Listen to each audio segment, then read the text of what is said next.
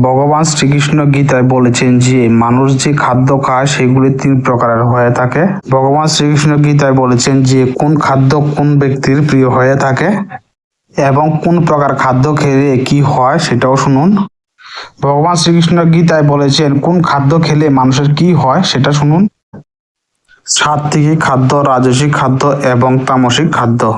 ভগবান শ্রীকৃষ্ণ গীতায় বলেছেন যে কোন খাদ্য কোন ব্যক্তির প্রিয় হয়ে থাকে এবং কোন প্রকার খাদ্য খেলে কি হয় সেটাও শুনুন। যারা রাক্ষস প্রকৃতির মানুষ তাদেরকে রাজসিক খাদ্য প্রিয় হয়ে থাকে। যারা ভূত প্রেতের পূজা করেন কিংবা ভূত প্রেতের গুণ সম্পূর্ণ তাদের তামসিক খাদ্য প্রিয় হয়ে থাকে।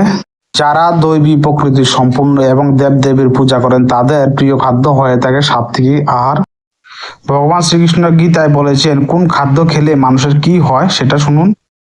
যদি কোনো ব্যক্তি রাজসিক খাদ্য বেশি খায় তাহলে তার মধ্যে রজগুণের বৃদ্ধি প্রাপ্ত হয়, আর যদি সাত্ত্বিক আহার খায় সেই ব্যক্তির মধ্যে সাত্ত্বিক গুণের বৃদ্ধি হয়। আর যদি তমগুণ শক্তি সম্পূর্ণ খাদ্য খায় তাহলে সেই ব্যক্তির মধ্যে তমগুণের বৃদ্ধি প্রাপ্ত হয়। এই ভিডিওটা যদি ভালো লাগে তাহলে অবশ্যই শেয়ার করবেন।